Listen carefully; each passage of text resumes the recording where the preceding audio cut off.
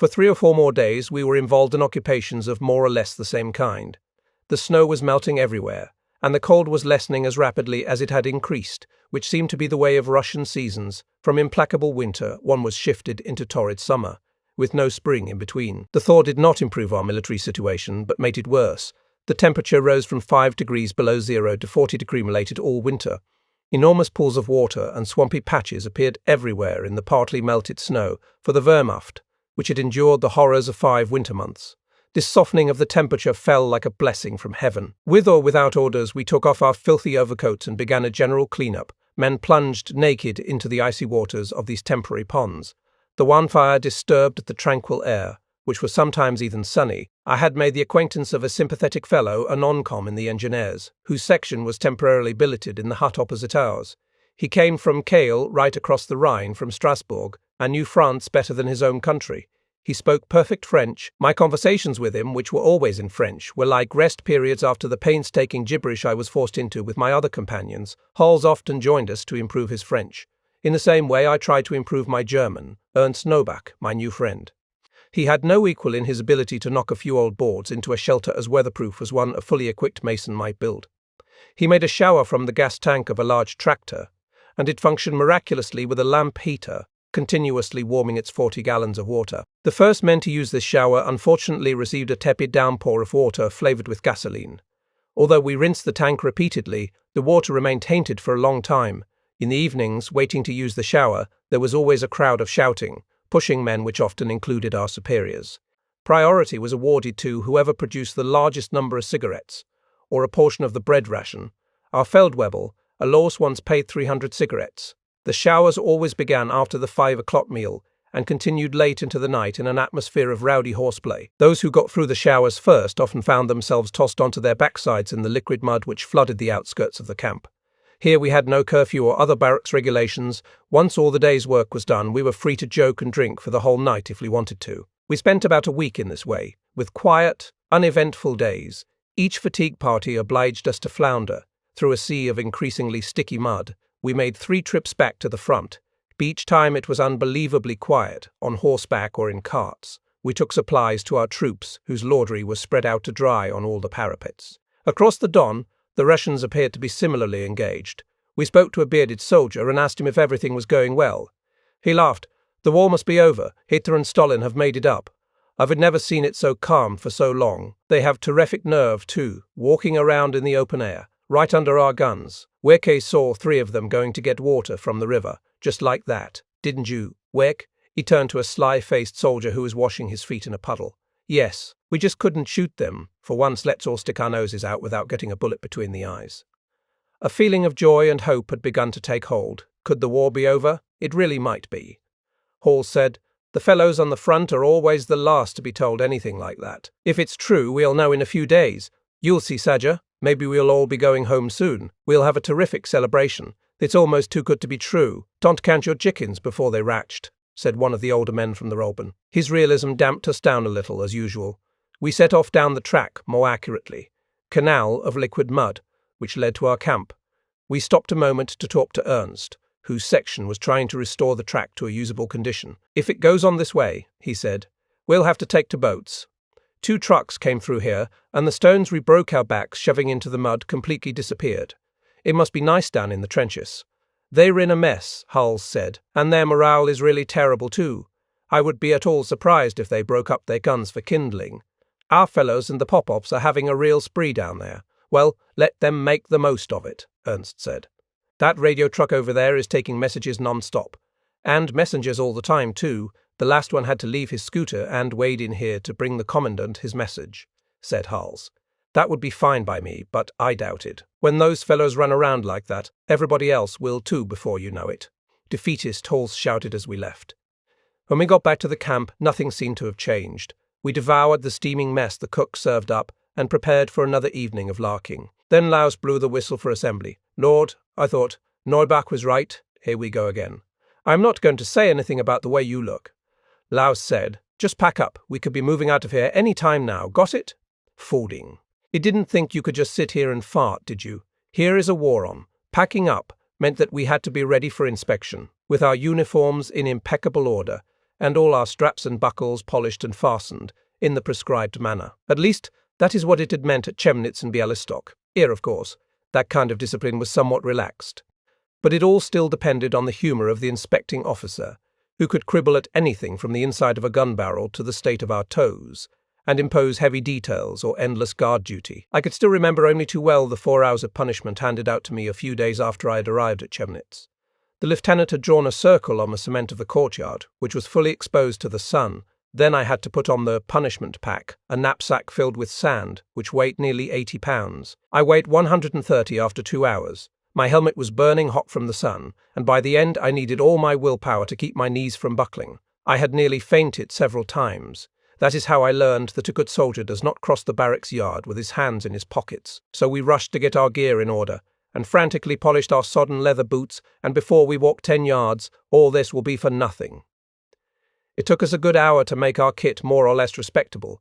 Then we had another 24 before our country holiday on the Don was transformed into a nightmare. The day after our sprucing up, I was put on guard duty and given the period from midnight until 2:30 a.m.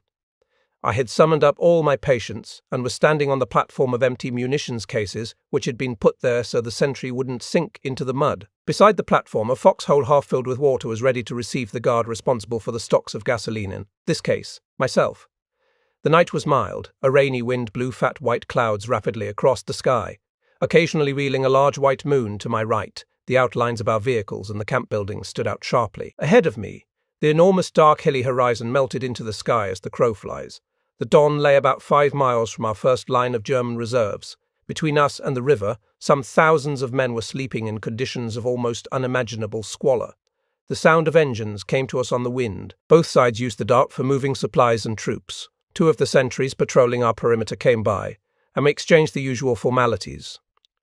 One of the men told a joke. I was about to reply when the whole horizon, from north to south, was suddenly lit by a series of brilliant flashes. Then there was a second series of flickering intensity, and I thought I felt the earth shake as the air filled with a sound like thunder. "Lord, it's an attack," shouted one of the men on patrol. "I think it's them." We could already hear whistles in the camp and voices shouting orders through the still distant noise of explosions. Groups of men went by on the run, artillerymen who had been asleep or running to their guns on the edge of the abandoned airfield. As no one had told me to leave my post, I stayed where I was, wondering what would be asked of my comrades. A supply expedition through such a heavy bombardment would be an operation of an entirely different kind from the ones we had recently grown used to. The bursts of distant fire continued, mixed with the sound of our guns. Flashes of light, closer and more brilliant than before, turned the groups of men running through pools of water into shadow puppets. It was as if a giant, in a fit of terrible fury, was shaking the universe, reducing each man to a ludicrous fragment which the colossus of war could trample without even notice. Despite the relative distance of danger, I bent double, ready to plunge into my water-filled hole at a moment's notice. 2 big crawler tractors came toward me with all their lights out. Their wheels and treads had churned the mud into a kind of liquid sludge. 2 men jumped down and almost disappeared in it. "Give us a hand, guard," one of them called. They were splattered with mud right up to their helmets. The bombardment continued to inflame the earth and sky as we loaded some drums of gasoline onto their machine. "Sir, here is always something to fart in your face," one of them said to me. "Good luck," I answered. Further off, the soldiers in my unit were rounding up the nervous jostling horses which kept falling in the mud and whinnying frantically. Several times trucks came to collect drums of gasoline, so that by daybreak, when my relief had entwered, I wondered how much there was left for me to guard. The bombardment was almost as strong as ever. I felt exhausted and confused. A group of boys from my company came by, led by a sergeant who waved me over to join them. At that moment, precisely, one of the first Soviet long-range shells landed about 100 yards behind us. The explosion shook us, and we all started to run as hard as we could. I didn't ask any questions, but looked in vain for the broad shoulders of hulls. Other projectiles were now falling on the camp, which was lit up everywhere. We had thrown ourselves onto the ground and stood up again, covered with mud. Said the sergeant, "You are always late. Keep your eye on me and do what I do." A significant howl filled our ears, and all 12 of us, the sergeant included, plunged into the liquid mess. An enormous explosion sucked all the air from our lungs, and a simultaneous wave of mud washed over us. We stood up again, soaked with filth, and wearing the pinched smiles of civilians who climb unscathed from a bad wreck. 3 or 4 more bursts quite nearby forced us down again behind us. Something was burning. As soon as we could, we ran to the nearest munitions dump. The sight of this mountain of canvas-covered boxes made our stomachs turn over. If anything hit it, no one within 100 yards would have a chance. "Good God," said the sergeant. "Here is nobody here. It's incredible." With no apparent thought of danger, he climbed onto the hill of dynamite and began to check the numbers on the boxes, which indicated their next destination. We stood and watched him, petrified like condemned prisoners, with our feet apart and our heads empty, waiting for orders. Two fellows soaked through like us came running up. The sergeant began to shout at them from his eminence. They snapped to attention despite the thunder of the guns. "Are you supposed to be on duty here?" "Yes, Herr Sergeant," they answered in unison. "Then where were you?" "The call of nature," one of them said. "You went off to crap like that, both of you at once. Idiots. We've got too much trouble here for fun and games. Your names and units." The sergeant had not climbed down silently. I cursed this animal with his niggling discipline, who stood there preparing a report, as if nothing unusual were happening. Fresh explosions, which sounded very close, threw us all onto the ground, except the sergeant. "They re-cleaning up our rear," he said. "They must have let loose their goddamned infantry. Get your fat tails up here and help me." Half paralyzed by fear, we climbed onto the volcano. The flashes of light all around us lit our bodies in a tragic glare. A few moments later, we were running as hard as we could, oblivious of the weight of the cases. In our anxiety to get away, daylight had now begun to rob the spectacle of some of its brilliance. The flashes of light were scarcely visible, and the horizon was shrouded by a dense cloud of smoke, irregularly punctuated by darker plumes. Toward noon, our artillery began to fire. We were still running from job to job, although we were nearly dropping with exhaustion. I can remember sitting in a huge crater, which had been dried out by an explosion, staring at the long barrel of the 155, spitting fire with rhythmic regularity. I had found Halls and Lenson, and we were sitting together, with our hands over our ears. Halls was smiling and nodding at each explosion. For 2 days we had practically no sleep. The dance of death continued. We were carrying the growing number of wounded to shelters, half filled with water, and laying them on hastily improvised stretchers made of branches. The orderlies administered first aid. Soon these rough infirmaries, filled with the groans of the wounded, were overflowing, and we had to put fresh casualties outside on the mud. The surgeons operated on the dying men then and there. I saw horrifying things at these collection points, vaguely human trunks, which seemed to be made of blood and mud. On the morning of the 3rd day, the battle intensified. We were all grey with fatigue. The shelling went on until dusk, and then, inside of an hour, stopped. Clouds of smoke were rising all along the battered front. We felt as if we could smell the presence of decomposition, and by this I don't mean the process of decomposition, but the smell is I don't mean the process of decomposition. Anyone who has been on a battlefield will know what I mean. 2 of the 8 huts that made up our camp had been reduced to ashes. The ones that remained standing were overflowing with wounded. Laus, who had a good heart when the chips were down, saw that we were foundering, and allowed us each an hour or 2 of sleep. As he could, we dropped to the ground wherever we were as if felled by sleep when our time was up. And we were shaken awake. We felt as though we'd only been asleep for a few minutes, with exhaust and threatmare of carrying agonized, mutilated men, or laying out rows of horribly burned bodies, which we had to search for their identity tags. These were then sent to the families of the deceased with the citation, "Fallen like a hero on the field of honor for Germany and for the Führer." Despite the thousands of dead and wounded, the last battle fought by the German army on the Don was celebrated the day after the shooting stopped. The mouths of dying men were pried open so that they could toast this Pyrrhic victory with vodka. On a front approximately 40 miles long, General Zhukov, with the help of the accursed Siberia army, which had just contributed to the German defeat at Stalingrad, had been trying to break the Don line south of Voronezh. Instead, the furious Russian assaults had broken against our solidly held lines. Thousands of Soviet soldiers had paid with their lives for this abortive effort, which had also cost us very dear. That evening, the trucks were jammed with wounded, who were lying almost in piles. I was separated from Halls and Lenson for the most, a separation I never liked. Friendships counted for a great deal during the war. Their value perhaps increased by the generalized hate, consolidating men on the same side in friendships which never would have broke safe. I found myself alone with a couple of men who may have been more or less interesting, but with whom I never had the chance to talk. As soon as I could, I abandoned them for a truck seat on which I attempted to regain some of my strength. The assembly whistle rang in my ears very early the next morning. I opened my eyes. The truck cab had made an excellent bed, more or less the right size, and I felt at last as though I'd had some sleep. But exhaustion had stiffened my muscles, and despite my sleep, I had a terrible time pulling myself onto my feet, lining up outside. I saw the same exhausted, disheveled look on almost every face. Even Laos wasn't vehement, particularly Aneda. He told us that we were going to leave this area for a point farther west. As a preliminary, we should stand by to help the engineers load up, or destroy what we weren't taking with us. We filed past a big kettle from which we were served a hot liquid that made no pretense to being coffee, and went to join the engineers. We were sent out with donkeys, under orders to range widely, picking up all the ammunition we could find, so that it wouldn't fall into the hands of the enemy. The departure seemed to be general. Long lines of infantry caked with filth were marching away from this sea of mud to the west. At first we thought we were being replaced, but this proved to be untrue. The entire Wehrmacht along the western bank of the Don had been ordered to withdraw. We could grasp the logic of following a heroic 3-day resistance with retreat. Most of us were unaware that the Eastern Front had entirely changed since January. After the fall of Stalingrad, a strong Soviet push had reached the outskirts of Kharkov, recrossed the Donets, and moved on to Rostov, almost cutting the German retreat from the Caucasus.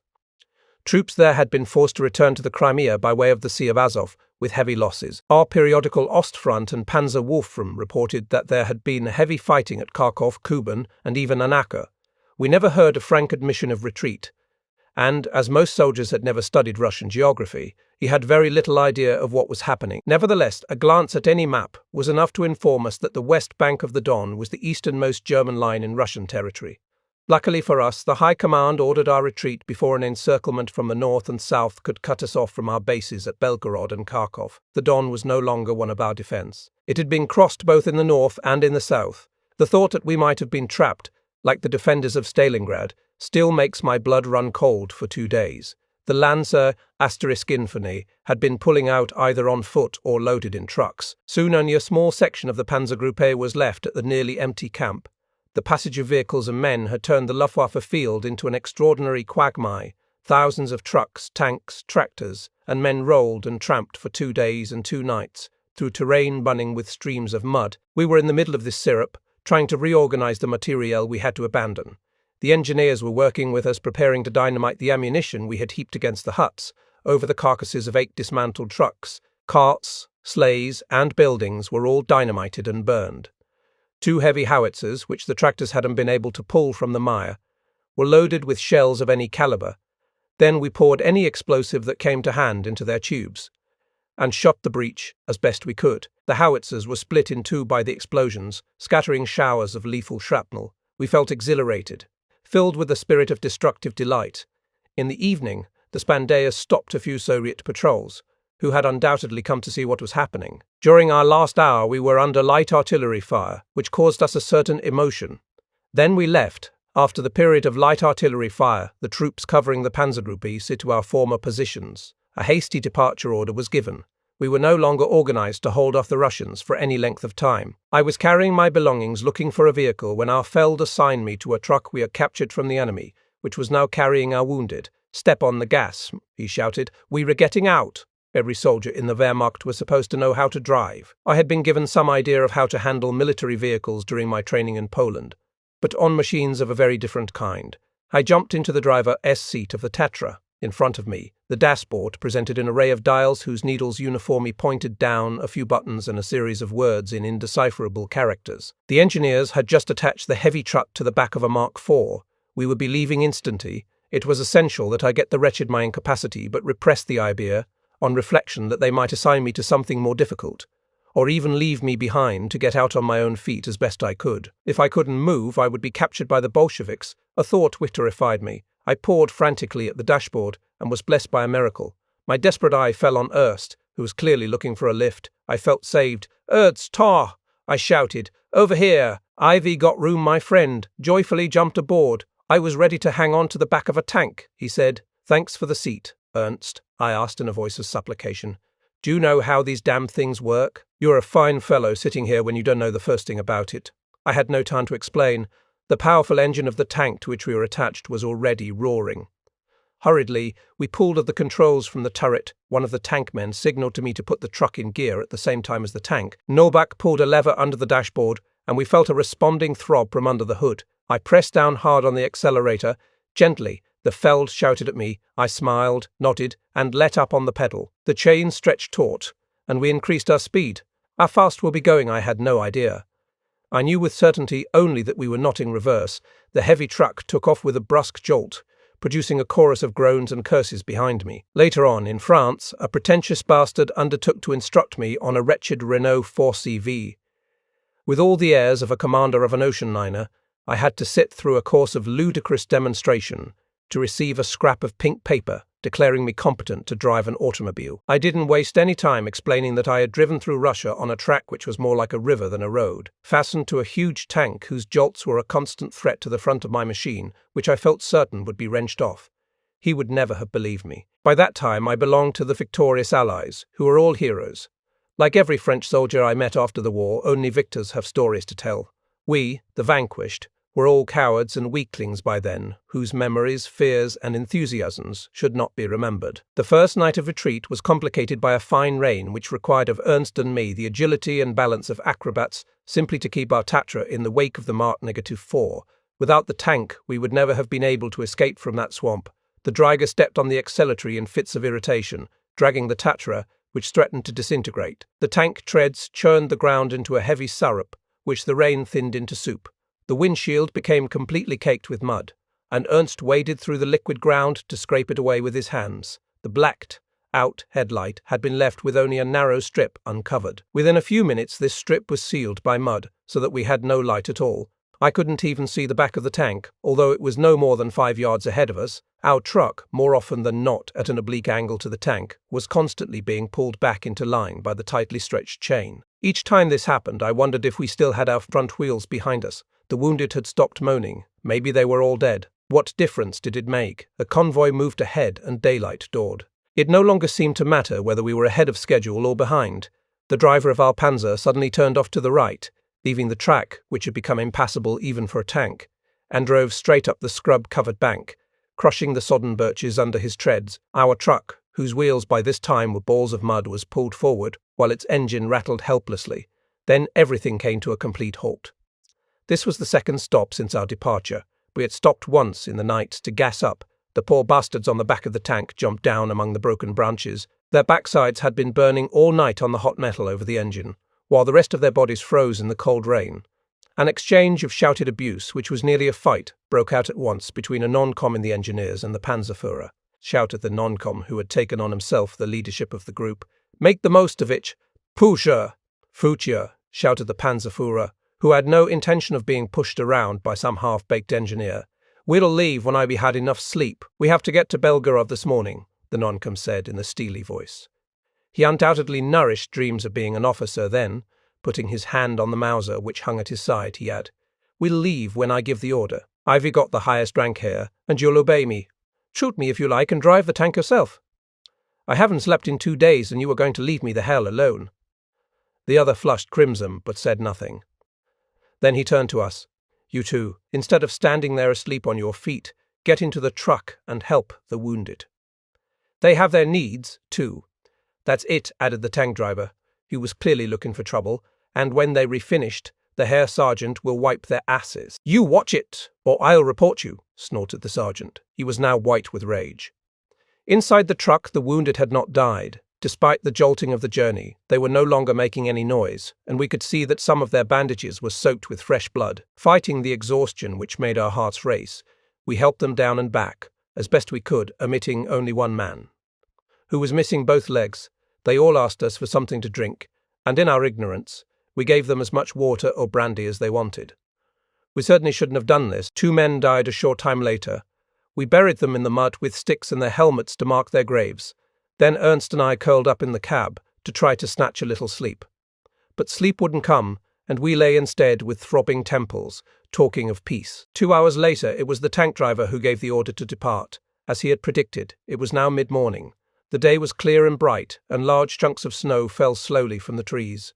"Ha," he said, "our general left us all while we were asleep. Maybe he felt like taking a walk." It seemed that the non-com really was gone. He must have managed a ride in one of the trucks that had passed us during our rest. "That shit has gone to make his report," shouted the tank driver. "If I catch up with him, I'll drive right over him. Flatten him out like a goddamn Bolshevik." It took us a while to extricate ourselves from the bank we had driven into. However, 2 hours later we arrived at a hamlet whose name I no longer remember, some 5 miles from Belgorod. It was filled with soldiers from every branch of the army. The few streets were perfectly straight and lined with low houses. The way the roof sat on the walls reminded me of heads with no foreheads, whose hair grows right into the eyebrows. There were swarms of soldiers, and a multitude of rolling equipment, covered with mud, pushing through the shouting mob of soldiers, most of whom were looking for their regiments. The road at this point had been roughly resurfaced, and was much more negotiable. We unhooked ourselves from the tank, and took on 8 or 10 of the engineers who had been riding on its back. Somewhat bewildered by this flood of soldiers, I had stopped the truck, and was looking for my company. Peace told me they thought it had gone on toward Kharkov, but as they weren't sure, they sent me to the redirection center, which had been organized in a trailer and was staffed by 3 officers who were tearing their hair. When I was finally able to catch their attention through the thousands of shouts and gesticulations besieging them, I was harshly reprimanded for straggling. They probably would have sent me to be court-martialed if they had time. The disorder was incredible, and the Lanza, half furious, half joking, flooded into the Russian huts. We might as well sleep while we wait for all this to settle down. All they wanted was a dry corner where they could lie down. But there were so many men crammed into each izba that there was almost no room left for the Russians who lived in them. Not knowing what to do with myself, I went to find Ernst, who had gone to look for information. However, he had run into a truck hospital and had returned to the Tatra with an orderly who was checking over our wounded. "They can go on as they are," he said. "What?" Ernst asked. "But we've already buried 2 of them. At least we should give them fresh dressings. Don't be stubborn and stupid if I label them urgent. They'll have to wait their turn lying in the street. You'll get to Belgorod quicker than that and escape the trap that's closing on us." "Is the situation serious?" Ernst asked. So Ernst and I found ourselves responsible for 20 wounded men, some of them in critical condition, who had already been waiting several days for essential medical attention. We didn't know what to say when a man grimacing with pain asked us if he would soon, Ernst said, frowning anxiously. Maybe he's right. If I'd ever thought it would be like this. I had been at the wheel for only a few minutes when Ernst tapped me on the shoulder. "Come on, little one. Stop. You'll finish somebody off if it goes on like this." "Hand over." "But I am supposed to drive, Ernst. I am the one who is in the drivers." "Cool. Never mind, let me do it. You'll never get us out of here." It was true. Despite my best efforts, the truck was jolting and sliding from one side of the road to the other. We arrived at the village exit point, where there was an interminable line of vehicles waiting for gas. Thousands of soldiers were walking up and down on either side of the road. An MP ran over to us.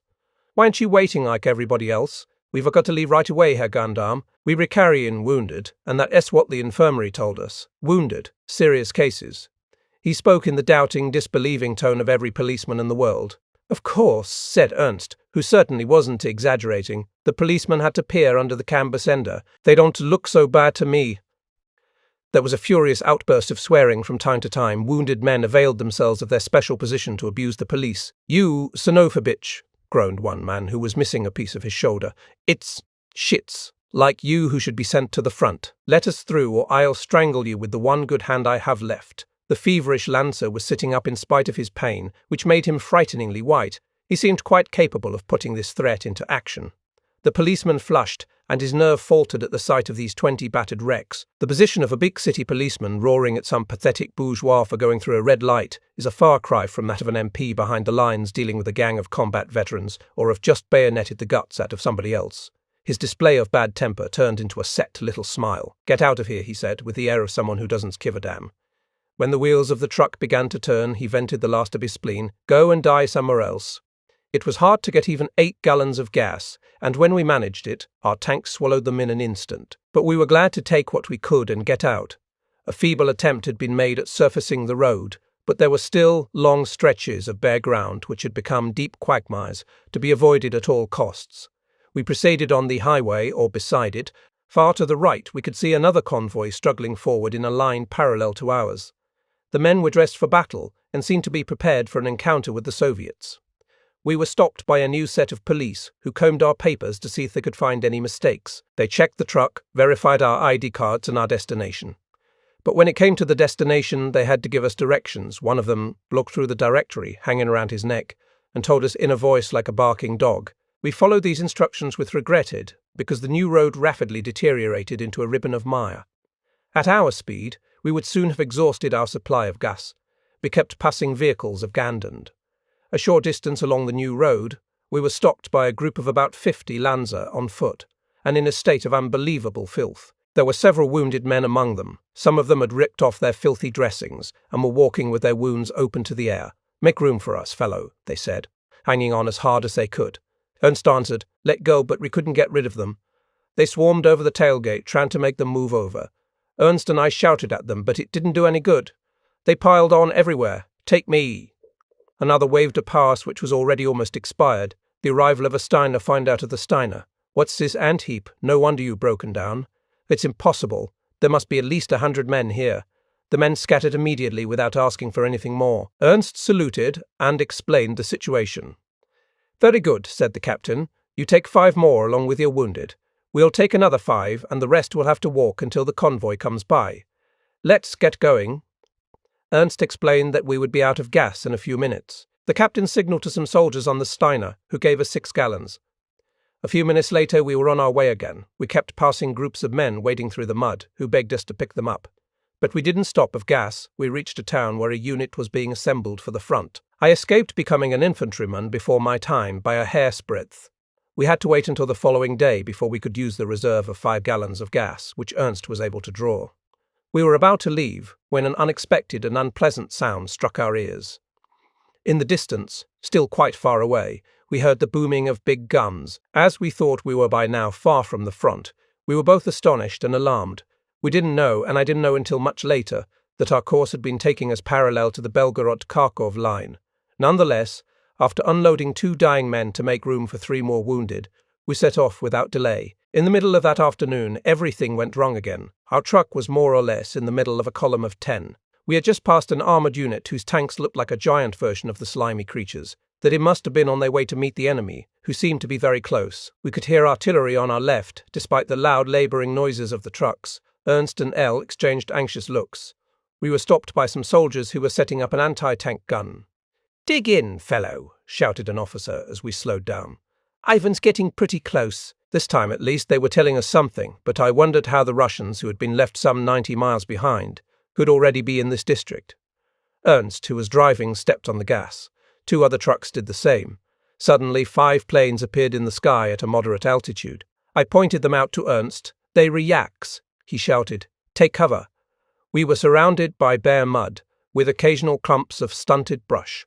There was a sound of machine, gunfire from the sky. The column drove more quickly, toward a shallow fold in the ground, which might give some protection. I was leaning out the window, trying to see through the flying mud spun by our wheels. 2 Focke-Wulfs had appeared, and had shot down 2 of the yaks, which crashed far to the west until the final stages of the war. Russian aircraft were no match for the Luftwaffe. Even in Prussia, where Russian air power was its most active, the appearance of 1 Messerschmitt -109 or 1 Focke-Wulf would make a dozen armoured Ilyushin bombers turn and run. At this period, when German air power still possessed important reserves, the lot of the Russian pilots was not enviable. 2 of the 3 remaining yaks had taken flight, pursued by our planes. When the last died straight at the convoy, 1 of the Focke-Wulfs was chasing him, and was plainly trying to get him in his sights.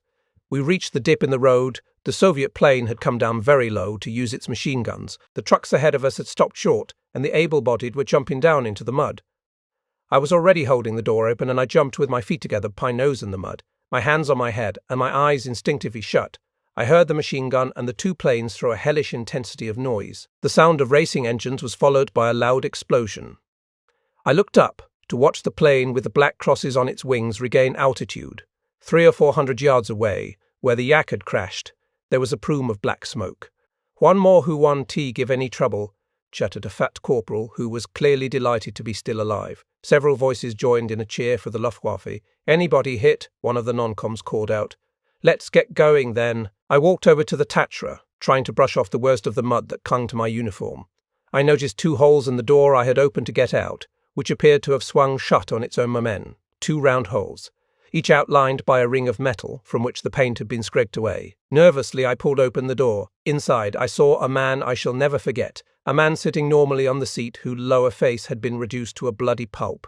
"Ernst," I asked in a choking voice. "Ernst, what?" "Say something, Ernst, too." I looked frantically for some features on that horrible face. "Ernst, tie."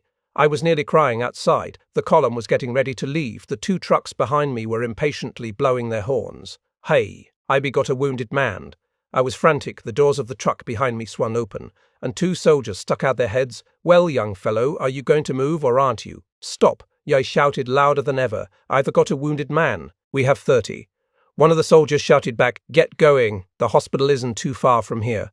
Their voices rose over mine, and the noise of their trucks, which had pulled out and were passing me, drowned my cries of desperation. Now I was alone with a Russian truck loaded with wounded men, and Ernst Nobach, who was dead or dying. "Ushids, wait for me. Don't go without us." I'd burst into tears, and gave way to a mad impulse. I grabbed my Mauser, which I'd left in the truck. My eyes were swimming, and I could barely see. I felt for the trigger, and pointing the gun at the sky, fired all 5 cartridges in the magazine, hoping that to someone in the trucks this would sound like a cry for help. But no one stopped. The trucks continued to roll away from me, sending out a spray of mud on each side.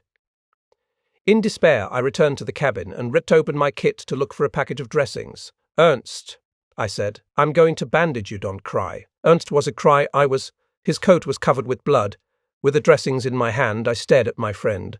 He must have been hit in the lower jaw. His teeth were mixed with fragments of bone, and through the gore I could see the muscles of his face contracting, moving what was left of his features. In a state of near shock, I tried to put the dressing somewhere on that cavernous wound. When this proved impossible, I pushed a needle into the tube of morphine and jabbed ineffectually through the thicknesses of cloth. Crying like a small boy, I pushed my friend to the other end of the seat, holding him in my arms and soaking in his blood. 2 eyes opened, brilliant with anguish, and looked at me from his ruined face. "Ernst." I laughed through my tears. "Ernst." He slowly lifted his hand and put it on my forearm. Half choked with emotion, I started the truck and managed to begin moving without too great a jolt. For a quarter of an hour, I drove through a web of ruts with one eye on my friend. His grip on my arm tightened and eased in proportion to his pain, and his death rattle rose and fell, sometimes louder than the noise of the truck. Choking back my tears, I prayed without reason or thought, saying anything that came into my head. "Save him, save Ernst. God, he believed in you. Save him, show yourself." But God did not answer my appeals. In the cab of a grey Russian truck, somewhere in the vastness of the Russian hinterland, a man and an adolescent were caught in a desperate struggle. The man struggled with death, and the adolescent struggled with despair, which is close to death, and God, who watches everything, did nothing. The breath of the dying man passed with difficulty through that horrible wound, making huge bubbles of blood and saliva. I considered every possibility. I could turn back and look for help, or force the man I was carrying to tend Ernst, at gunpoint if necessary, or even kill Ernst, to cut short his sufferings. But I knew very well I couldn't kill him. I had not yet been obliged to fire directly at anyone. My tears had dried, leaving the trace of their passage on my filthy face to betray my weakness to the world. I was no longer crying, and my feverish eyes stared at the knob on the radiator 2 meters in front of me, which cut hypnotically into the interminable horizon. For long moments, Ernst's hand would tighten on my arm, and each time I was overwhelmed by fresh panic. I couldn't look at that horrifying face. Several German planes passed overhead through the cloudy sky, and in a desperate attempt at telepathy, every fiber in my body appealed to them for help. But maybe they were Russian planes. It didn't matter. I had no time to spare. No time to spare. The expression assumed its full significance, as so many expressions do in wartime. Ernst's hand gripped my arm convulsively. The pressure continued for so long that I slid my foot off the accelerator and stopped, afraid of the worst. I turned and looked at the mutilated face, whose eyes seemed to be fixed on something the living can't see. Those eyes were veiled by a curious film. My heart was pumping so hard that I felt actual physical pain.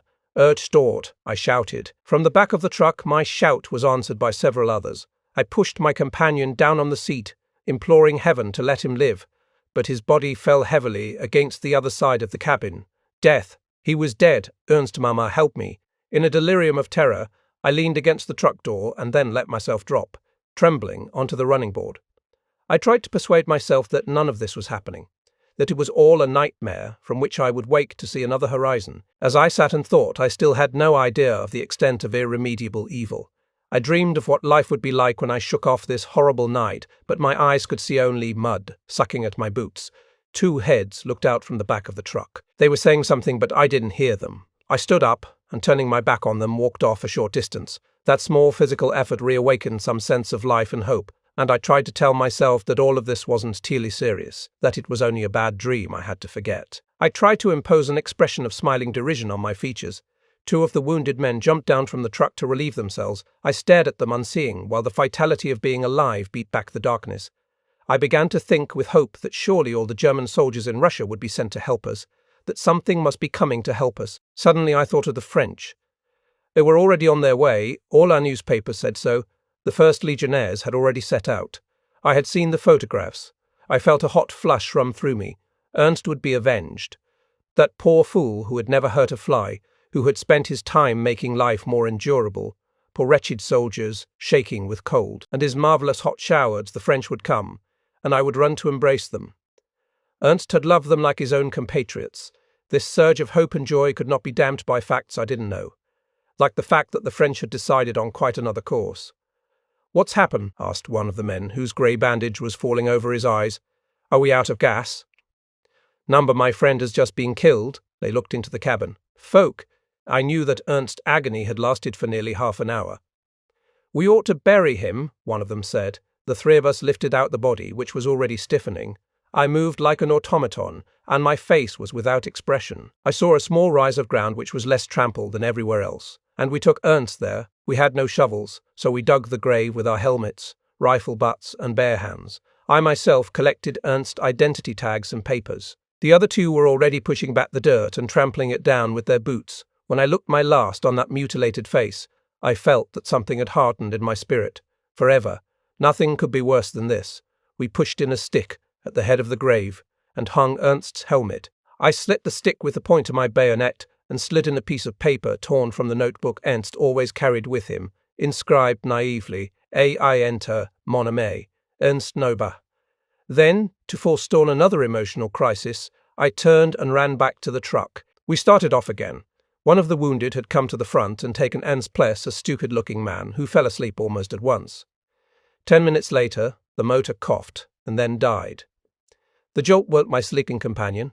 "Something wrong with the engine." "No," I said in an offhand voice. "We were out of gas." "Shit, so what'll we do?" "We'll walk. On this nice sunny day it should be grand. The strongest will have to help the others." My friend's death had abruptly turned me into a cynic, and I felt almost glad that the others would have to suffer with me. My companion looked me up and down. "You don't mean that? We can talk. We're all burning up with fever." His stupid assurance made me furious. He was clearly a half-wit who never questioned anything, and had gone to war because he'd been sent. Then a Russian shell had gone off too close and he'd been pierced. And that is all he felt or knew. Since then, he'd been dozing and stuffing himself with sulfonamide. "Well, you can stay here and wait for help, or for Ivan. I am clearing out." I ran to the back door, kicked it open, and explained the situation. Inside, it stank. The men were lying in a revolting mess. Some of them didn't even hear me, and I felt ashamed and brutal. But what else was there to do? 7 or 8 haggard men pulled themselves up. Their faces were amazingly drawn. Shaggy beard sprouted from their lined cheeks, and their eyes burned with fever. I felt sickened, and unwilling to insist that they walk. When they had climbed down, they discussed the fate of the others. "It's impossible to get them up. Let's just leave without telling them. Maybe someone will be along to help them. They were still coming behind us." Our wretched group set off, haunted by the dying men we had abandoned in the Tatra. But what else could we have done? I was the only man without an injury, and the only man with a gun. I had offered Novak's gun, but no one wanted to carry it. A short time later, a muddy sidecar caught up with us, and stopped, although we hadn't flagged them. It carried 2 soldiers who belonged to an armoured unit, 2 generous men. One of them decided to give his place to a wounded man, and, collecting his belongings, got out and walked with us. Somehow, the sidecar managed to take on 3 wounded, and so, once more, I had a strong young man to keep me company, whose humane gesture, if nothing else, made him a sympathetic human being. I no longer remember his name, but I do remember that we talked long and deeply about many things. He told me that the Russian offensive had been mounted very suddenly and that throughout this vast region we might be stopped at any moment by a Russian motorized unit. My throat went dry, but my companion seemed sure of himself and of our army. We'll resume the offensive now that it's spring. We'll throw the Popovs back across the Don, and then the Volga. It's astonishing how agreeable it is to meet confidence and enthusiasm. It was as if heaven had sent me this healthy animal to revive my morale. I would have liked things more if Novak had still been alive, but one must remain humble and resigned in the face of Providence. After all, it was I who should have been driving instead of Novak. Toward evening, we came to an isolated country farmhouse. We approached cautiously. The partisans often used places like this. They had the same choices we did, And for anyone, a roof is a roof. The tall young man who had joined us walked out ahead, slowly and deliberately, with his hand on his gun. For a moment he disappeared behind the farmyard buildings, and we felt a twinge of anxiety. But he reappeared and waved us on. The farm was inhabited by a group of Russians who did everything they could to make the wounded men comfortable. The women cooked us a hot meal. They told us that they hated communism. They had been deported from a small farm they had owned in the neighborhood of Vitebsk to work on the big kolkhoz we were now walking through. They had an amphibious VW in one of their sheds, which had broken down and been abandoned by one of our sections. They said that the partisans never bothered them because they knew that the Wehrmacht often used their buildings. Our tall newcomer felt somewhat uneasy about the VW. The Russians might be lying. We tried to start it, but although the engine turned over, the vehicle wouldn't move. "We'll fix it tomorrow," the big man said. "We ought to rest now. I'll take the first watch and you can relieve me at midnight." "We are going to stand watch?" I asked in surprise. "We have to. You can trust these people. All Russians are liars." This meant another night of anxiety. I walked to the back of the shed, which was dark. Terror was a jumble of sacks, sheaves of dried sunflower stalks, ropes and boards, which I arranged as a rough bed. I was about to take off my boots when my companion stopped me. "Don't do that. You'll never be able to stand them tomorrow. You have to let them dry on your feet." I was on the point of replying that the sodden leather would prevent my feet from drying, but I didn't. What difference did it make if my feet were wet or my boots were wet? I myself was soaked through and filthy and so tired. "You should wash your feet, though. That will make you feel fresher. And better tomorrow, too." What sort of a fellow was this? He was as dirty as I, but he seemed to be full of will and ardour and spirit, as if nothing fundamental to his being had been damaged. "I am too tired," I said. He laughed. I threw myself down on my back, overcome by the exhaustion which ached in the muscles of my shoulders and neck. I stared into the shadows, caught by an indefinable fear above me. The dusty beams were lost in the darkness. My sleep was leaden and dreamless. Only happy people have nightmares from overeating. For those who live a nightmare reality, sleep is a black hole lost in time. Like death, a movement of air shook my heavy head. I sat up slowly. It was already broad daylight, and the sky was shining through the wide door of the shed. Beside the door, next to a large chest, my companion of yesterday sat slumped in sleep. I jumped up like a shot. The idea crossed my mind that he might already be dead. I had learned that life and death can be so close that one can pass from one to the other without attracting any attention. The fresh morning air was shaken by the sound of explosions. He groaned like a drunk who is being questioned. "Wake up!" This time he stood up in a single movement. Instinctively he reached for his gun. I felt almost afraid. "Yes, what is it?" he asked. "Teufel, it's daylight. I fell asleep on guard, goddammit." He looked so furious that I kept myself from laughing. His inadequate vigilance had given us both a good night's sleep. Suddenly he pointed his gun at the open door. Before I could turn around, I heard a foreign voice, and one of the Russians who had received us the day before came and stood in the doorway. "Kamerad." He repeated in German, "This morning no good." Boom, boom, pretty close. We went out of the shed, on the roof of the little building in front of us. Some Russians from the kolkhoz were inspecting the horizon. We heard some more long-drawn-out explosions. "Bolsheviks very close," said one of the Ukrainians, turning to us. "We'll leave with Kamerad Solat German." "Where are the wounded?" my companion asked, irritated at having been caught off balance. "Where you put yesterday," answered the Popov. "2 Kamerad German dead." We looked at him in confusion. "Come and help us," my companion said. 2 of the more seriously wounded men had died. There were now 4, all in poor condition. One of them was groaning and holding his right arm, whose hand was missing. His purulent dressing glistened with the gangrene which was already devouring him. "Dig 2 graves over there," ordered the tall soldier. "We must spur these men. We not soldiers," answered the Popov, still smiling. "You dig 2 graves, insisted the German, aiming his gun at the Russians. 2 graves, and quick." The Russian SI gleamed wildly as he stared at the black hollow of the gun barrel. He said a few words in Russian, and the others busied themselves with the job. We had begun to change the dressings of the wounded when we heard the sound of a motor in the courtyard. Without thinking, we ran out. Several armoured vehicles had just driven in, and a gang of German soldiers were running toward the big drinking trough. They were followed by 4 or 5 Mark, -4s. An officer climbed from a Steiner, and we ran to meet him, telling him who we were. "Our school, help us load up, and leave with us." We tried to get the amphibious VW to start, but that proved impossible. We dragged it from the hut, and one of the Lancer threw a grenade into the engine. A moment later, it blew to pieces. More vehicles arrived. Others left in the direction from which we'd come. We couldn't understand what was happening. The sound of explosions from the southeast was a stream of traffic of every description. It seemed likely that my companions of the 19th Rollbahn were far to the west by now, far from the front, to which it seemed I was being sent. A little while later I turned west again, in a company of soldiers drawn from many infantry units. The fact that I was involved with this group caused me considerable difficulty a few days later. We appeared to be taking a line parallel to the front, at right angles to the Russian thrust. Far to the north, the Russians were pushing toward the south, hoping to surround the German forces still in the Voronezh, Kursk, Kharkov triangle. For a day and a half we followed a muddy rut, on which our only troubles were mechanical. The machines we were using had been in Russia since the German advance of 1941, and had been pushed hard. Our forces were obliged to abandon large numbers of trucks and tractors and tanks. The tanks in particular had taken a beating had never imagined. They were almost the only vehicles able to move normally during the winter months. And a tank pulling 5 trucks along a snowy mule track was not an unusual sight. When they had to face the Russian counter-offensive, this roughed us so well until then, made them no match for the famous T-2S and my stress. Later, our Tigers and Panthers stood up to Soviet armor and played with their T-34S and Cake Tree -85S. Unfortunately, as in the air, our inadequate numbers had to yield to an enemy multitude fighting on 2 fronts. To cite a single exam, the fighting on the Vistula, north of Krakow, pitted 28,000 Germans, supported by 36 Tiger tanks, and 20 Panthers against 2 strong Soviet armies of 600,000 men and 7 armored regiments, disposing of 1,100 tanks of various kinds. Toward noon the next day, we arrived at a small village about 15 miles northeast of Kharkov, with a name like Outchiny. I can no longer remember precisely.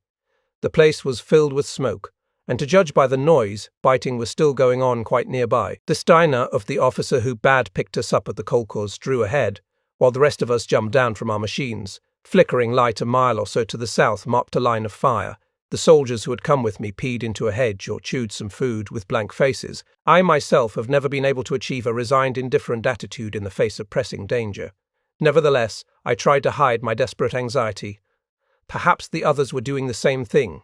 The Steiner came back, and 2 non-coms wrote down our names. Then we were organized into groups of 15, led either by a sergeant or an Oberschreiter, * senior lance corporal, or acting corporal. The officer climbed onto the seat of the Steiner and spoke to us briefly, mincing no words. To get around them, we would have to turn north, onto the plain, where there are no roads. This could be fatal, therefore we will have to break through their barrage to reach our new positions, which are quite close. As further elements of the Dom army arrive, they will be used to maintain the passage already opened, which will allow all our soldiers to escape the Bolshevik noose. Thereafter, you will proceed to positions which will be announced and which you will maintain until further orders. Good lugs, Heil Hitler! I was about to say that I belonged to the transport service, when I suddenly felt ashamed.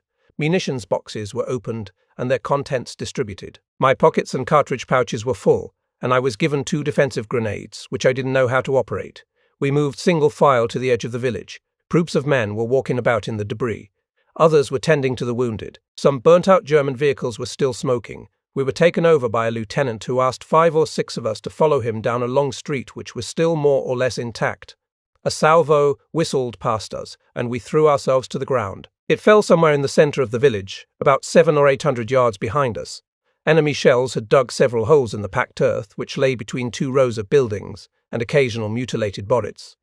About 100 yards ahead of us, the street was swept by moment. Then we saw some running figures emerging from the wall of dust stirred up by the enemy. Salvo, Achtung! Shouted the lieutenant instantly. We dropped to our knees or even onto our stomachs, ready to open fire, but stood up again when we saw German uniforms. The other soldiers ran over to us and threw themselves down by our sides.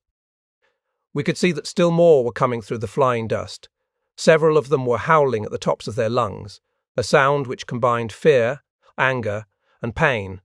I watched a soldier without a gun who was trying to run, holding his right thigh with both hands. He fell, stood up, and fell again. 2 others were staggering slowly after him. I heard someone shout, "Amoyon!"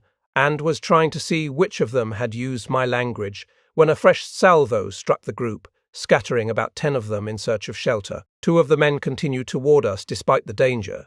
They ran to a door which they were able to kick in without much trouble and stood in its opening, shouting curses in French. Amazed and without a thought of danger, I ran across the street, bursting in on them like a whirlwind. They paid no attention to me. "Here," I said, shaking one of them by his straps. "Are you French?" They turned toward me and looked at me for a fraction of a second. Then their eyes returned to a cloud of dust and smoke pouring from a house which had just burst into flames. "Number the Walloon Division," one of them said. Without looking back a second time, a series of explosions made us blink and hunch our shoulders. "Those shit shooters, just like rabbits. They never take prisoners, the bastards." "I am French," I said, with an uncertain smile. "Well then, look out, but I am not a volunteer." The street was raked by a new salvo of mortar fire, somewhat closer than before. 20 yards away, a roof disintegrated, and the retreat whistle broke off our conversation. We ran as hard as we could back the way we had just come, followed by a burst of machine gun fire. 2 or 3 men spun round and doubled up, screaming with pain. We almost ran over 2 men with a heavy machine gun which they hadn't been able to fire, because we'd been in the way. Several groups of men had reached a street at right angles to ours, and had scattered among the ruins. The lieutenant was blowing his whistle again to regroup us, when 2 Mark -3s suddenly came into sight. They rolled up to the lieutenant, who stood in the middle of the street, waving them forward.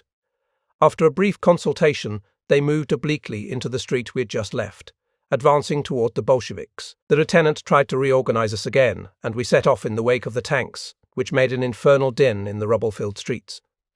I jumped from the corners of buildings to piles of rubble in a state of terror, unable to grasp why I was there, or to distinguish anything to fire at. For seconds at a time, our tanks would disappear from view in the turmoil of dust and smoke and flames, but they always re-emerged with their guns firing.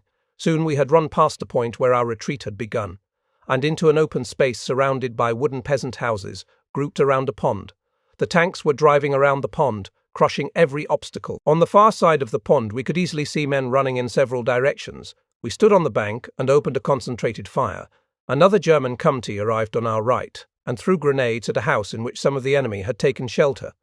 Our tanks were now on the other side of the pond, and were flattening the position just taken from the enemy. At last I had the opportunity to fire at some Russians. They were no more than 30 yards away, running from the house our soldiers had attacked with grenades. At least 10 Mausers fired, and not one of the Russians stood up again. The fact that we were advancing, and that we felt ourselves suddenly in control of the situation, stimulated us in spite of everything. We had just dislodged an enemy numerically stronger than we, as was always the case in Russia, and we felt as if we'd been given wings. The sound of firing and the groans of the wounded incited us to massacre the Russians, who had inflicted us with so many horrifying wounds. An attacking army is always more enthusiastic than an army on the defensive, and more likely to accomplish prodigies. This was particularly true of the German army, which was organized to attack, and whose defense consisted of slowing the enemy by counterattack.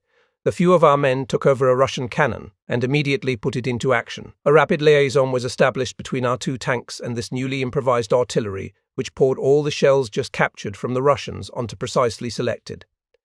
Leaving the defense of the area to us, directed by the lieutenant, we placed ourselves as best we could, in readiness for any new surprises. We could hear the sound of continuous firing all around us. A fine rain began to fall at dusk. We were still exchanging fire with the enemy, who had grown bolder, and were trying to come back with darkness. Our terror returned, and the firing almost stopped. To the southwest, the horizon lit up in time with sporadic heavy artillery fire. Without knowing it, we had become part of the Third Battle of Kharkov. With darkness and rain, the fighting for our group was almost over. Behind us, we could still hear the sound of automatics, which penetrated the noise of engines. Our vehicles were using the darkness to try to get through the Russian barrage. We thought that at any moment we might see the Popovs running toward us through the night. The driver spoke for a moment with the leader of our group, and then handed some flat mines to 4 of our men. With white faces, they went off into the darkness to place the mines on either side of the pond. 5 minutes later, we heard a rough cry from the left, and a short time after that, 2 of the 4 came back from the right. After another half hour, we concluded that the 2 who had gone to the left had run into a Russian knife. Much later that night, when we were all feeling overwhelmed by sleep, we witnessed a tragedy that froze my blood. We had just thrown about a dozen grenades at random to forestall some suspected danger, when a prolonged and penetrating cry rose from the hole on my left. It lasted for several minutes, as if it were coming from the throat of someone who was fighting desperately. Then there was a cry for help, which brought us all from our holes and shelters. About 10 of us ran toward the sound. The darkness was torn by the white lights of several shots.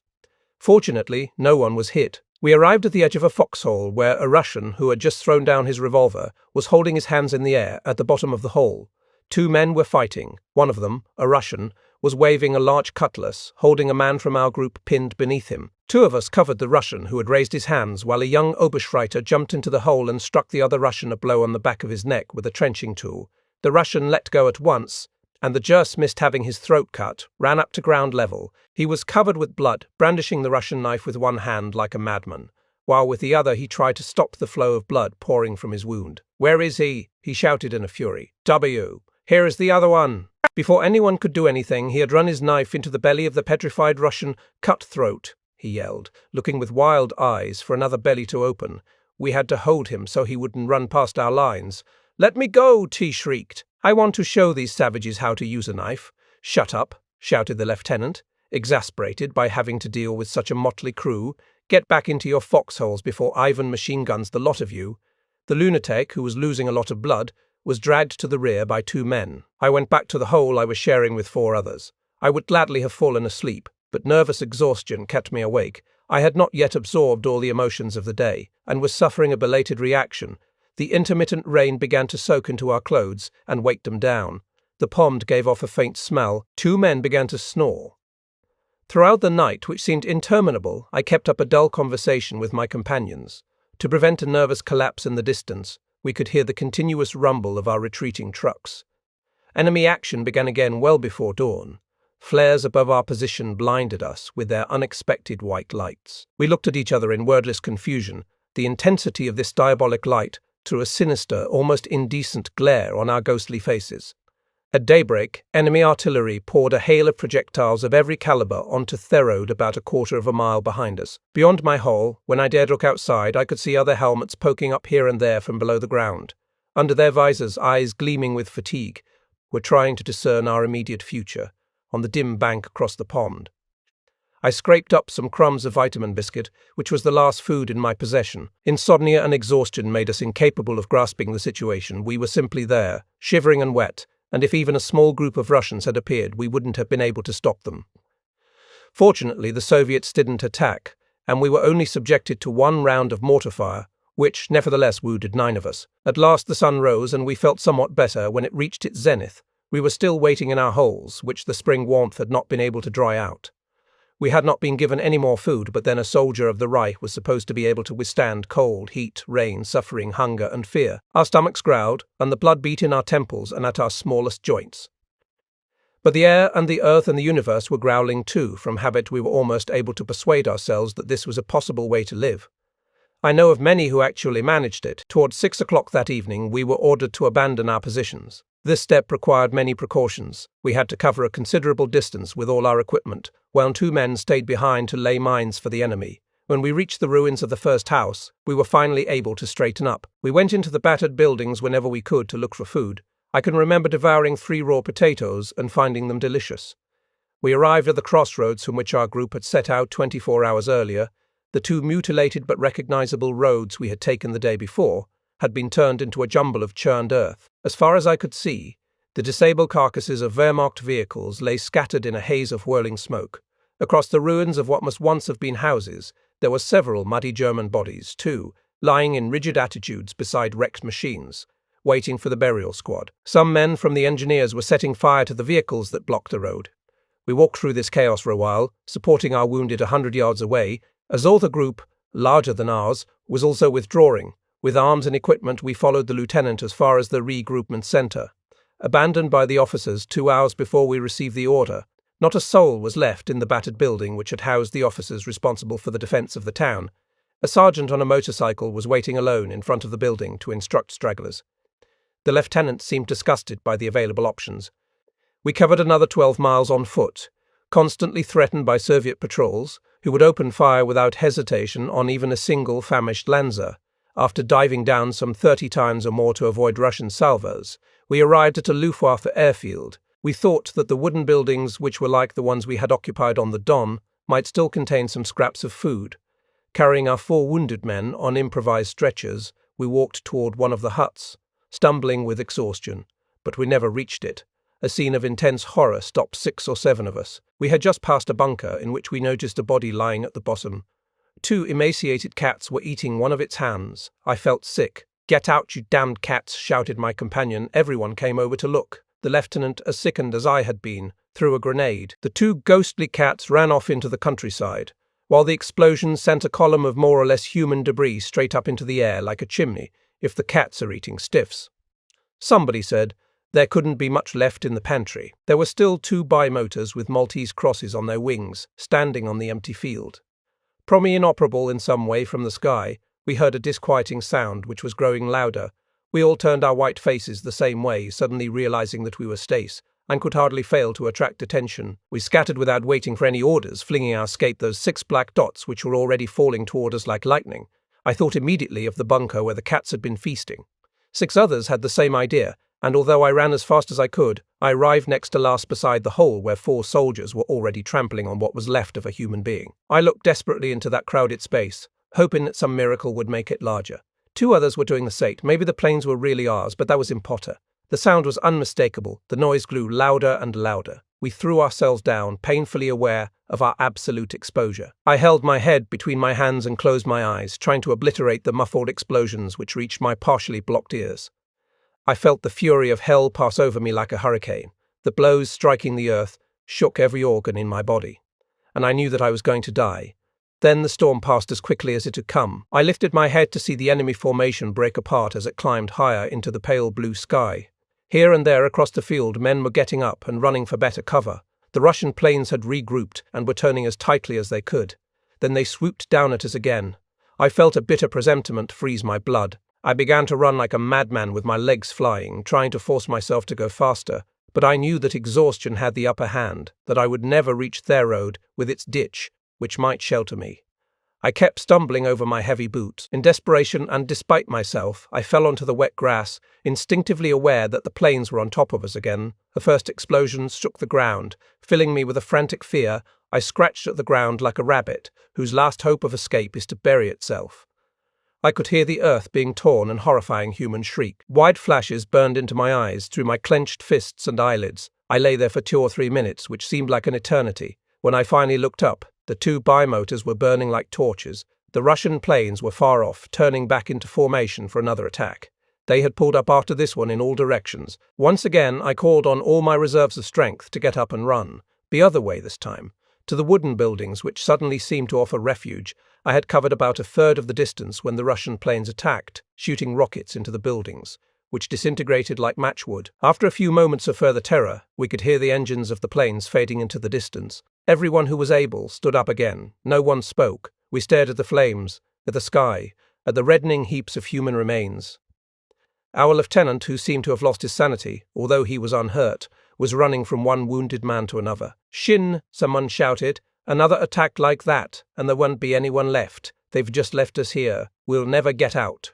"Shut up!" shouted the lieutenant, who was supporting a wounded man. "War is never a picnic." Who did he think he was telling? We gathered around him. He lifted the shoulders of a poor fellow covered with mud and blood, who was laughing to split his sides. For a moment I thought he was crying with pain, but he was in fact howling with laughter. Das ist der Philosoph. I had never noticed the man before. His friend added that he had always believed he would return home unscathed. 3 of us tried to lift him to his feet, but soon realized this was impossible. His bursts of laughter were interrupted by words which I understood perfectly, and thought about for a long time afterward, and which still trouble me. As I remember his laugh, there was nothing mad about it. It was more like the laugh of someone who has been the victim of a practical joke, a farce in which he had believed until suddenly he realized his folly. No one questioned the philosopher, but he himself, through his hilarity and his agony, tried to express. Now I know why. I know why. It's too simple, it's idiotic. Perhaps we would have learned what he meant, but a sudden surge of blood poured from his mouth and ended his life. We dug graves for the new victims and then stretched out exhausted on the bed of warm ashes that marked the site of the destroyed buildings. At nightfall we were wakened by the sound of guns which seemed to be following us. By now we all felt desperately hungry and thirsty. Despite our rest, we had not recovered our strength, and we looked appalling. We stared at each other suspiciously, wondering if the next fellow didn't have a couple of biscuits hidden somewhere, forgetting the lessons of comradeship we had been taught in Poland. But apparently we were all cleaned out. If anyone had been hiding something, we could scarcely have reproached him, as we all might easily have done the same thing. In the darkness, as we fled the curtain of flares which had pursued us since our retreat from the Don, we heard once again the sound of the moving column, and were once again filled with panic. The night was as black as pitch. A fine rain was falling. We followed the lieutenant. God knows where he was taking us. No one spoke. Our strength seemed barely adequate to move our legs weighted by exhaustion. "Are any of you anti-tank gunners?" Quickly, our solitary Spandau was set up for a final effort of defense. Luckily, the exhaustion which made my temples throb under my leaden helmet prevented me from clearly grasping the seriousness. I knew that my fear would return with my breath, and that I would again be aware of everything that was happening. The first black mass which came into view with all its lights out seemed to be some kind of light vehicle. We tried to see what it was, but the darkness was too thick. Then we heard tank treads, unmistakable and frightening, as those who have heard the sound on the front at night would appreciate. As the noise grew louder, our panic increased. While some were trying to see where the tanks would come from, others, including myself, lay with their faces pressed into the ground. Two black shapes loomed against the sky some 30 meters away. Another less than 10 meters from us made the earth shake and every hair stand on end. Someone called out, "Hallon, Haplum!" For me, who spoke German so badly and understood it even worse, this was a signal for everyone to save his skin. I jumped up and started to run. This, evidently, is what one should not do. Through the noise of the tanks, I could hear shouts and curses. The group had taken my action as a signal for general flight. Everyone had jumped up and was running, shouting at the time to one or two more reflective, prudent soldiers. Later, it occurred to me that even German tanks might have machine gunners, taking us for Russians. Also, they might have been Russian tanks. However, we managed to make ourselves recognized and were taken in by a detachment of the 25th Panzer Division, commanded by General Guderian. These men were extremely well equipped and had not been involved in our retreat. They put us wherever there was room on the backs of the tanks, where the heat of the engine burned our buttocks. No one asked if we'd eaten, and it wasn't tea until hours later, under the rolling fire of the Russian artillery which was raking Kharkov, that we were served a hot, greasy soup, which we received like a benediction.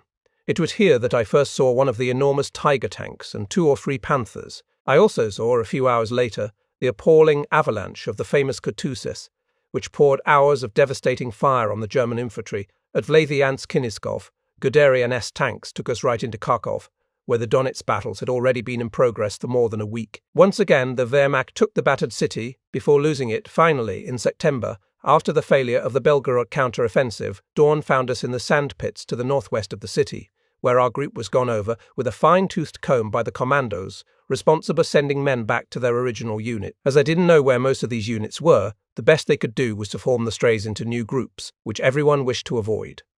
These new units, with no official affiliation or assignments, simply sacked the actual strength of the army as recorded by military. The men assigned to these varied and unmeasurable groups could not be fitted into any logical organization. Already classified as missing or dead and used as unexpected reinforcement, whom there was no reason to spare. Long lines of soldiers, sitting, lying down, asleep and awake, were waiting for orders which would somehow fit them into the battle. I can still remember the look of the Donetsk Valley, and the river with its wide sandbanks stretching some 8 or 10 miles back from the water. The thunder of guns reached us from the front, which was about 20 miles to the south. The German attack was moving from the north and west. With their left wing protected by the Donetsk, the panzer assault was driving into the Russian artillery, which had rapidly crossed the river in an attempt to follow up their counter-offensive. Now these batteries had been driven back to the river and were unable to recross it. In effect, the Russians had just made the same mistake as the Germans at Stalingrad, although not on the same scale. In their haste to drive us out, they had overextended their supply lines, and under 1,000 Russians, of whom 50,000 were killed, were caught for over a week in the Slaviansk-Kinneskov pocket. Of course, I didn't know what had happened around Kharkov until months later. For me, the Donetsk battle, like the battles of the Don and of Outcheny, was a smoking chaos, a wellspring of continuous fear, alarm and rumour, and thousands of explosions. I had just been reassigned, and was waiting for further instructions with a handful of other filthy, shaggy men. The police, like the commandos, were authorized to organize strays, and the scrap of paper purported to give us the route we must take to return to our company. It seemed that the 19th Rollban was operating in the neighborhood, and the 3 other fellows also belonged. The fear of being incorporated into an impromptu battalion lent wings to our feet. I have never had a very strong sense of direction, but here in this chaos of mud and ruin, even a migratory bird would have lost the north. Our scrawled note only gave us the principal points to look for, which might have been recognizable to regiments camped on the spot. To us, however, in an entirely new landscape, it was almost impossible to distinguish one point from another.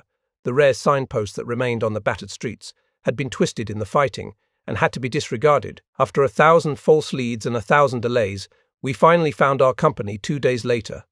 In the meantime, we had been pressed into service unrolling telephone wire for an SS regiment which was mounting an attack I still remember a railway embankment which some very young XS were chire. We huddled in a drainage pipe which had been uncovered in a bombardment, waiting for the SS to take the area, which they did with heavy losses. Beyond the 2 cement walls, the flash of mortar fire and red-hot metal fragments streaked through the air. Then the same regiment used us to supply a Holbitz battery, which had been engaged for several days in an artillery duel with the Soviet guns on the east bank of the Donets. We were moving the heavy projectiles from their distant depot when we ran into some men from our company, repairing a collapsed bunker. The first familiar face I saw belonged to Olensheim. "Hey, Moore!" Olensheim stared, as if he'd been struck by lightning. "Another 4, he shouted. "God must be with us, Lauer scratched you off the list long ago. There are still 30 who haven't showed up. We thought you must have been put in one of the scrap units." "Don't mention bad luck," I said. "W here is Holes. That fellow has all the luck right now. He is in Trevda being taken care of while we dig up this damn dirt." "Was he wounded?" "A fragment in the neck." "Absolutely nothing. But he was collected along with the seriously wounded. He said he was unconscious for 2 hours. But he always excited. He's changing a tread over there." Laus arrived and we instinctively saluted. "Glad to see you, boys. Really glad." He shook each of us by the hand, his old soldier's face filled with emotion. Then he took a few steps backward. "Announce yourselves clearly and intelligibly, the way I taught you." We conformed to the prescribed pattern with a goodwill that came from a deep sense of comradeship. But apart from this encounter, everything looked dark. The sky was filled with lowering clouds which threatened rain, and at the 4 cardinal points, white flashes preceded geysers of damp earth, and rubble by fractions of seconds. A short time later, Lenson, who was heavier and stronger than I, lifted me bodily from the ground in his delight at seeing me again. Despite the heavy labor we had to perform, the day was colored by the joy of this reunion. 2 days later, I managed to get to Trevda, which was some 25 miles from the front. Another fellow gave me his place in the DKBU. He was supposed to drive, and I was able to visit Holes. I found him in a swarm of wounded men, singing at the top of his lungs. Spring had arrived at last, and the heavily wounded were cavorting between 2 avenues. I was carried in triumph by men who had lost arms. Who were powdered with sulfonylamides and smeared with unguents. I was made to finish the remains of all the bottles they had opened, and accordingly was not able to keep the appointment I had made with the fellow who had brought me out. After waiting for a while, he grew bored and left without me. I was taken back much later by a driver attached to my camp. Hulls made me promise to visit him again, but I never had the chance. A few days later, the doctor found him fit, and he rejoined us. Hulls detested the squalid cellar, where we were established, and following his lead, I volunteered for service in the motorized infantry. We were fed up with digging and acting as maidservants to the rest of the army. This decision almost cost us our lives many times, but even now look at having belonged to a combat unit. We discovered a sense of comradeship which I have never found again, inexplicable and steady, through thick and thin.